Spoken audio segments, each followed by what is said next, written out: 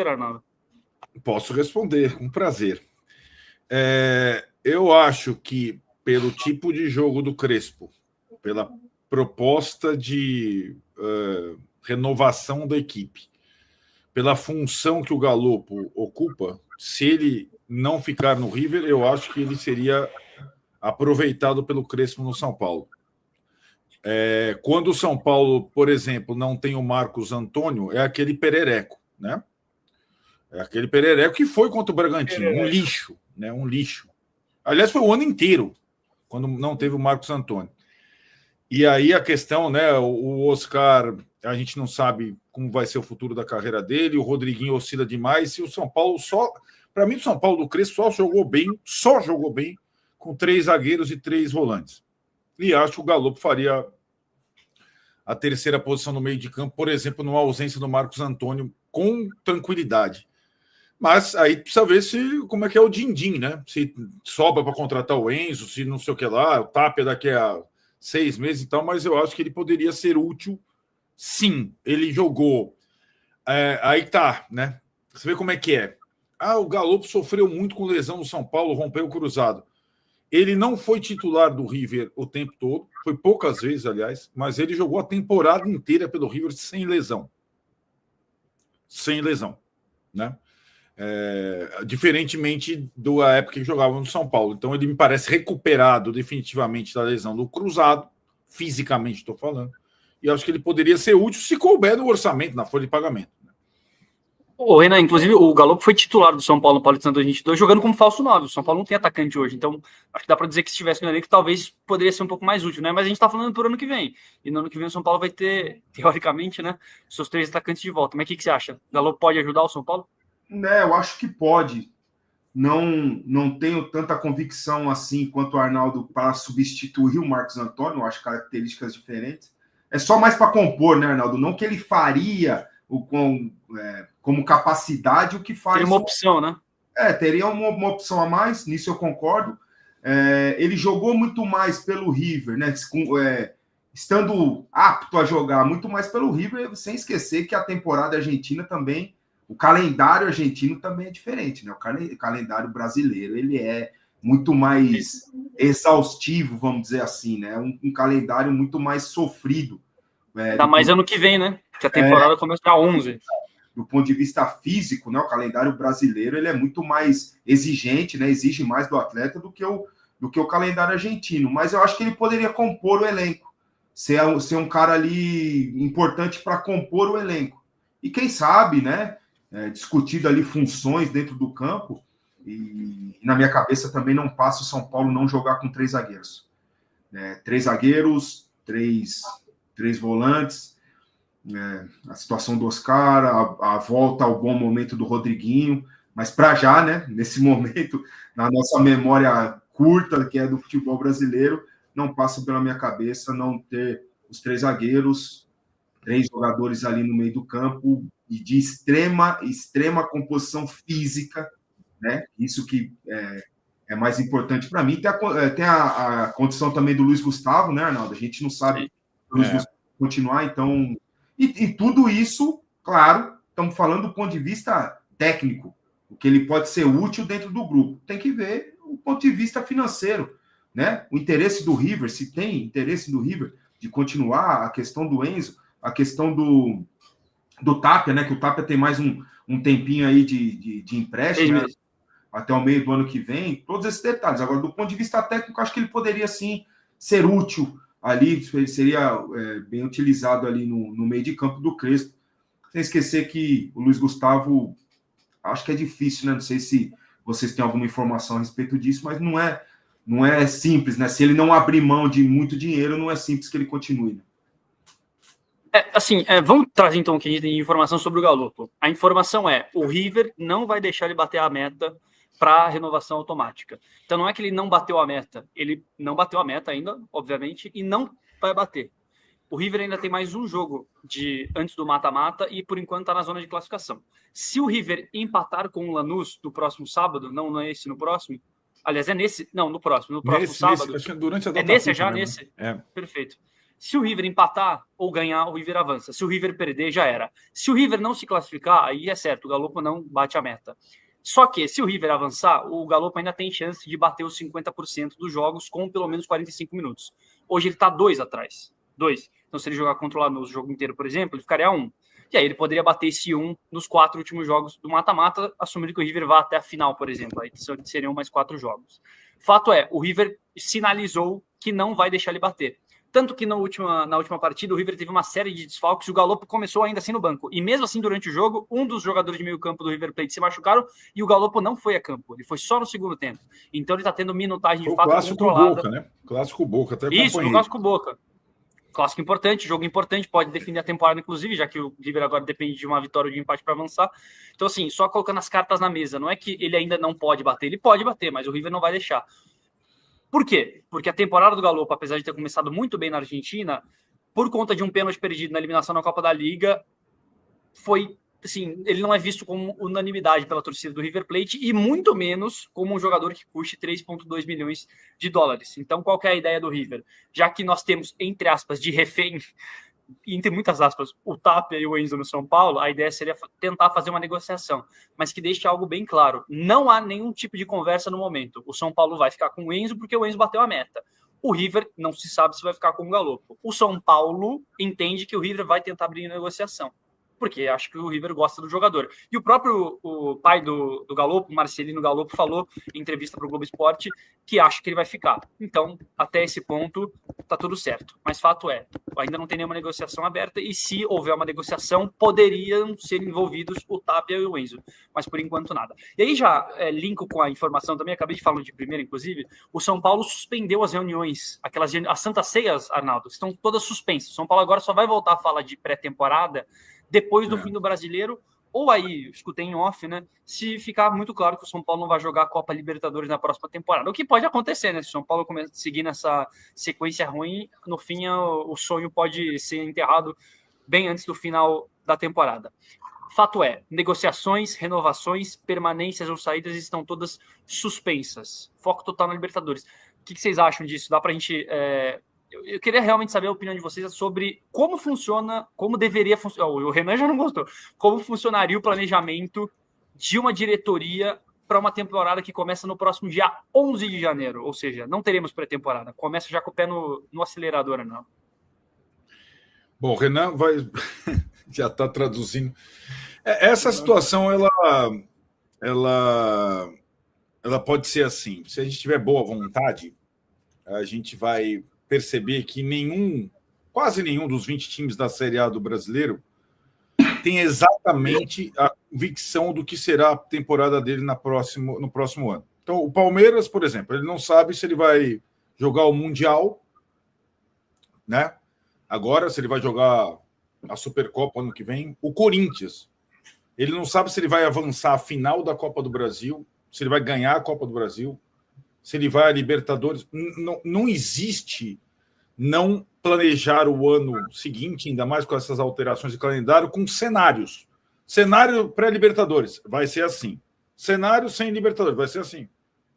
Se deixar... Porque, além de tudo, o São Paulo pode acabar em 8º, como está hoje, e ficar esperando a final da Copa do Brasil para saber se vai para a pré-Libertadores ou não, dia 21 de dezembro. Não dá para esperar. O que ocorre nessa Santa Ceia, tal, não sei o que lá, é que, na verdade, o São Paulo não tem, hoje, o presidente Casares não tem autoridade hoje para determinar quem vai comandar o departamento de futebol do São Paulo para o ano que vem. Esse deixar rolar não existe. E é aquilo, se 2025 foi difícil, pode ser pior em 2026, quanto mais atrasa o planejamento do São Paulo. E algumas questões são independentemente do 8º lugar ou da Libertadores. Esse que é o ponto. Esse que é o ponto. Exato. O ponto principal é esse. Não importa se vai para pré-Libertadores ou não. O planejamento, o perfil do seu elenco tem que estar sendo traçado já. Nesse momento. Quem o Crespo pretende que continue? Qual é o perfil de contratação com a carta na mesa? Nós podemos gastar isso aqui, é limitado. O Muricy deu entrevista esses dias, essa semana. Aí, no sorteio, o senhor Carlos Belmonte, né, também deu entrevista. E os dois, na mesma linha que o investimento será muito pequeno. Certo? Então, você já tem que estar com um perfil traçado do que vai ser o seu elenco e principalmente o planejamento de como será o início da temporada. E a gente já debateu aqui na semana passada ou retrasada, pelo menos o que eu penso que faria. O sorteio do Campeonato Paulista saiu muito complicado. Uma sugestão que o Arnaldo deu. O Arnaldo deve estar trabalhando na Federação Paulista.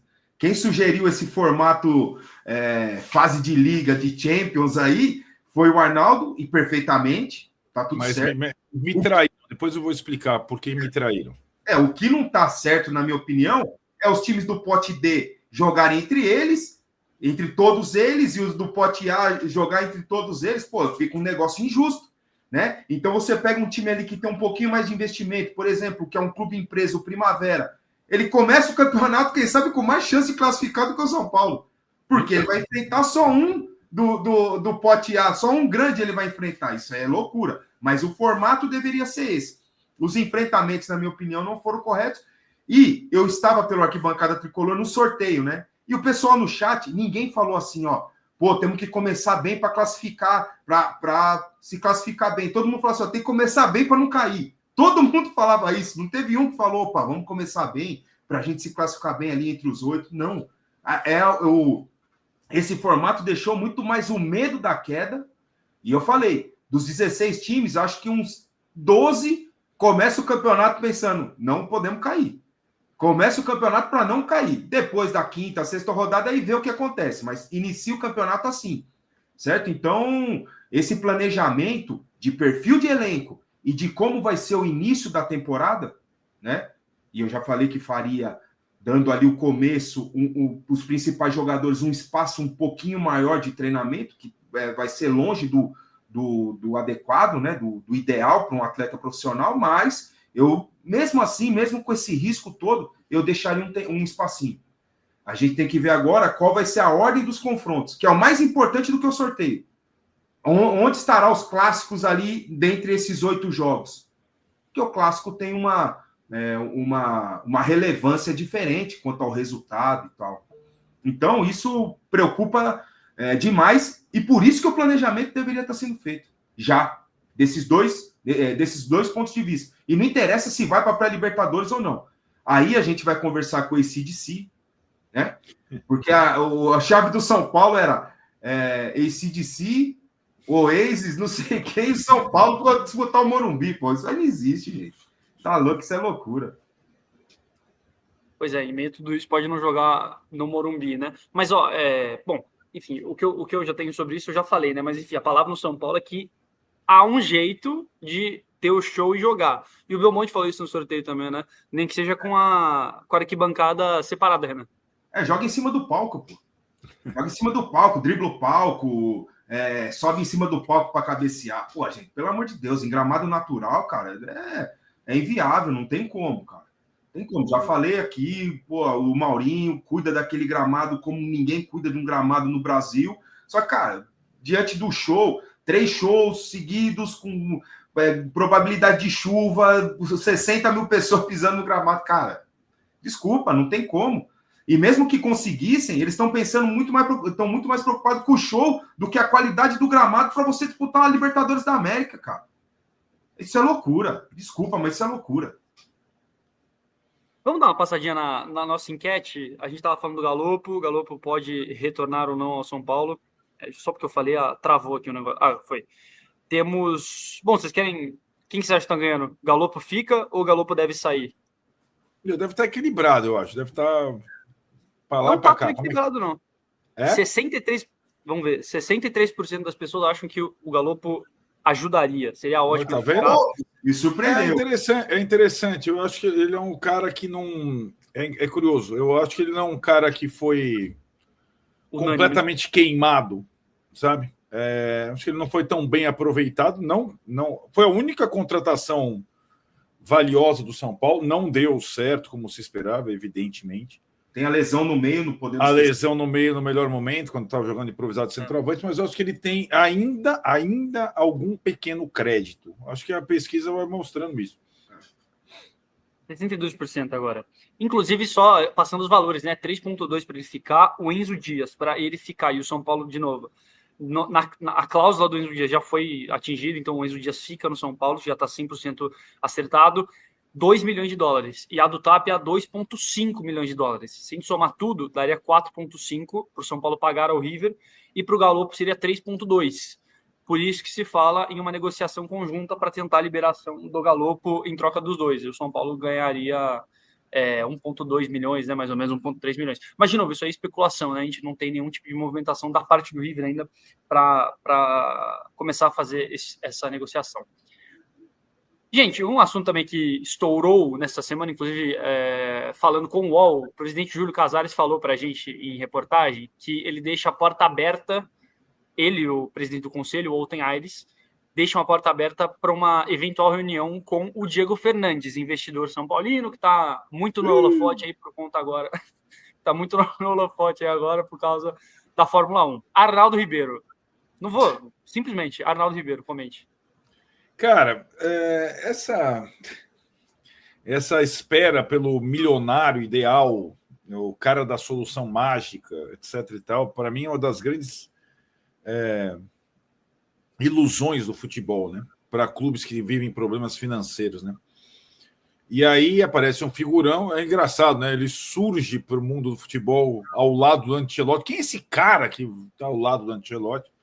Cabeludo. Né? Cabeludão, tal, essa coisa toda, com um plano aí de SAF ou Metsa-SAF. Cara, assim, depois que o Casares praticamente anunciou o casamento com o Marinax, o grego, e depois nunca mais falou no grego e tal, eu não duvido mais nada. Eu acho que ele vai ouvir qualquer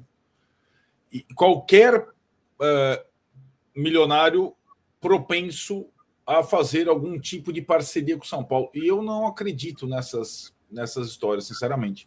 Não acredito mesmo. E acho que antes que o torcedor de São Paulo se empolgue, acho que o torcedor de São Paulo tem que desconfiar.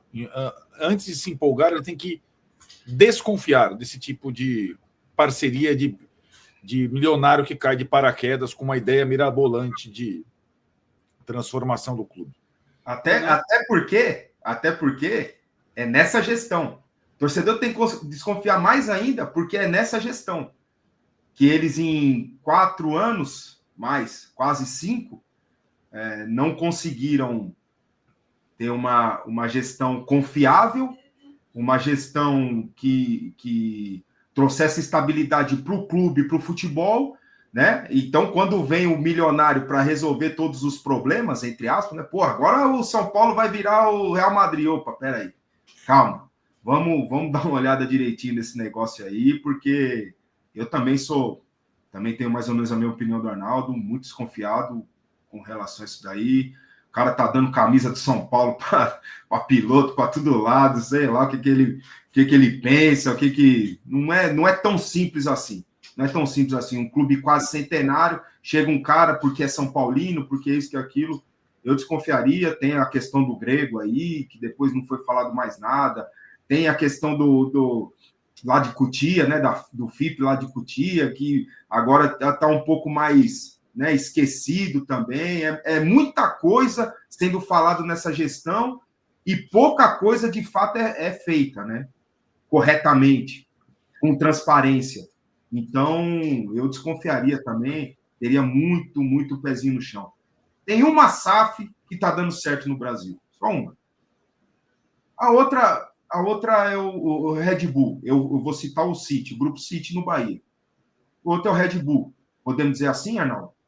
Eu não sei como que é o formato do Red Bull. O Red Bull também é uma SAF, certo? É o negócio que dá certo, só que com um perfil diferente. O Bahia, sim, você vê um perfil, cara, que trabalha com estabilidade num médio prazo, você vê que pode dar bons resultados, ótimos resultados. E o pouco que eu conversei com o Rogério a respeito disso, quando a gente se encontrou aqui em São Paulo, você vê um trabalho muito correto e muito profissional. Já visto todos os clubes que eles têm, o grupo tem mundo afora, né? Agora, eu ficaria muito com o pé atrás em relação a isso daí, teria muita tela para analisar essa situação aí. O Daniel lembra aqui também que não só as SAFs, né? Mas Flamengo e Palmeiras não são SAFs e são os melhores hoje, né? São os que mais deram certo. Inclusive... o Palmeiras eu costumo falar com os meus amigos, né? Que foi um formato diferente, né? Foi uma pessoa, primeiramente lá atrás, pessoas colocando muito dinheiro no clube. Certo, Arnaldo? Ou estou falando alguma vez? Você que está mais ali perto do palmeirense, né? Eram pessoas que colocaram muito dinheiro no clube e com juros baixíssimos, né? Juros irrisórios, porque gosta do clube e tal, e nisso o clube foi se reerguendo. Mas até aí, e lá atrás com a Parmalat, também foi, né, um momento top do Palmeiras, mas fora isso, né, a gente tem que falar a verdade também.